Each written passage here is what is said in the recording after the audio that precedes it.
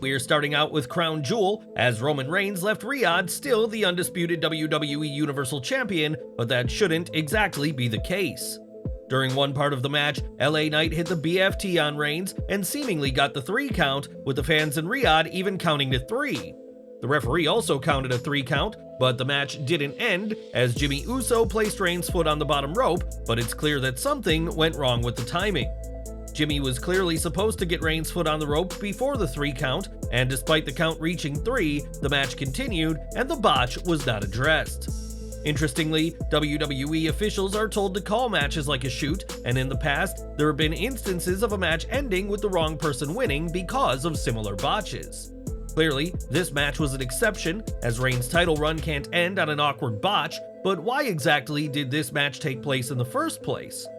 When providing a preview of the event, Sports Illustrated's Justin Barrasso reported that Knight's title shot happened now, as there aren't plans for a future title opportunity. More specifically, it was said that Knight isn't booked to win the 2024 Men's Rumble or headline WrestleMania 40, as that main event match has been lined up for months. The decision about next April's main event predates Knight's rapid rise up the roster, and when Ringside News checked, they confirmed that Knight is not a factor in WrestleMania 40's main event. Despite this loss at Crown Jewel, Knight is expected to remain one of WWE's top stars, but whatever's next for him, it won't take him to the main event of 2024's biggest event. Crown Jewel opened with Seth Rollins retaining the World Heavyweight Championship against Drew McIntyre, and we now know more about why the title didn't change hands. McIntyre's recent character change has been one of WWE's most compelling stories, as the Scottish Warrior has said he's done with fighting other people's battles for them. According to sources within WWE Creative, McIntyre's loss at Crown Jewel will serve as the catalyst for a full-blown heel turn, bringing out the Scottish psychopath once more. McIntyre may have been robbed of the undisputed WWE Universal title in Cardiff by the Bloodline, but this time he has no one to blame but himself, which will cause Drew to spiral into his heel turn. Of course, after the match, Damian Priest tried to cash in his Money in the Bank contract, only to be thwarted by Sami Zayn, which could prove to be a big issue for the Judgment Day. It's been clear that holding the briefcase has alienated Priest from his allies, with tensions boiling as to when it should be right for the reigning tag champion to cash in. Now that Zayn has possession of the briefcase, these issues will only continue, and a source in Creative indicated that this could lead to Priest being ejected from the faction. With Priest distracted by his missing briefcase, it may be a matter of time before he and Finn Balor lose the tag titles, which could prove to be the end of Damian Priest in the Judgment Day. But what do you think of these ideas? Should Priest be kicked from the faction? Did WWE get it wrong with McIntyre losing? Sound off in the comments. The wrestling world watched on as Seth Rollins retained his title against Drew McIntyre, and one person who was watching very closely was Will Ospreay. Taking to X after the match, Ospreay used some eyeball emojis in response to a WWE post, making it clear he has his eyes on the World Heavyweight Champion. Not to be outdone, Rollins offered the invitation for Ospreay to join WWE and face him, making it clear that the water is warm. Ospreay's contract with New Japan will expire next February, and he has hired wrestling contract veteran Barry Bloom to find his next deal, and it may be a matter of time before Will comes to WWE.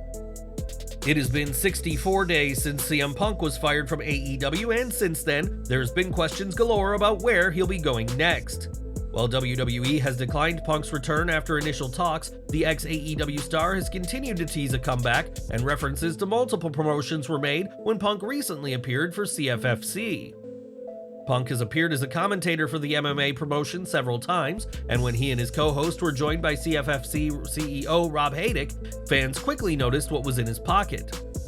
In his suit jacket breast pocket, Haydick had the WWE logo, and the CFFC CEO also said that Punk needs a job, and the fans of WWE have also had Punk on their mind.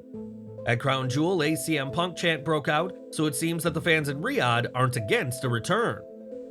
Back at CFFC 127, Punk's co-commentator said how the show would be full of total non-stop action, and during another segment, asked Punk if he was ever given his own show with his own creative direction.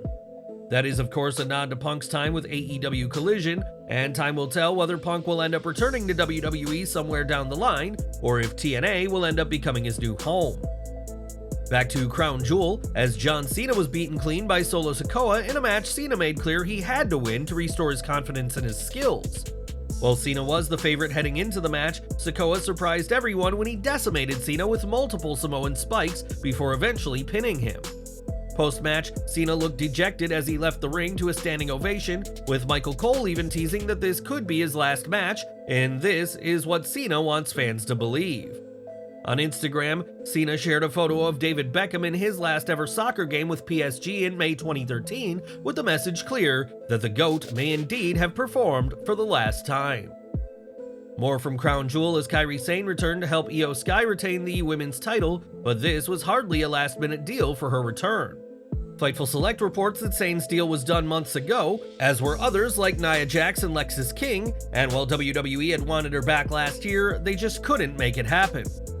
Sane emerged from the crowd at Crown Jewel, and in fan footage, you can see Sane being ready to make her return, while an official asked the fan to keep quiet about what was going to happen. So what's next for Kairi Sane? Well, when BWE was asked about future plans, they said that it's coming together and no one is ready, with this last line being a nod to Asuka. Asuka teamed with Sane in WWE, with the pair being former women's tag team champions, and we could soon be seeing an all-Japanese stable of Asuka, Sane, and Sky soon enough. Now, Karrion Kross was slated to appear on the November 3rd Smackdown, which was taped October 27th, but his segment was cut, and now we know why.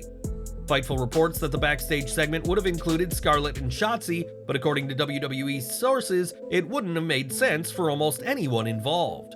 In the end, the segment was scrapped, and while Kross continues to struggle to get that big break since his WWE return, it was likely for the best that he didn't appear this week.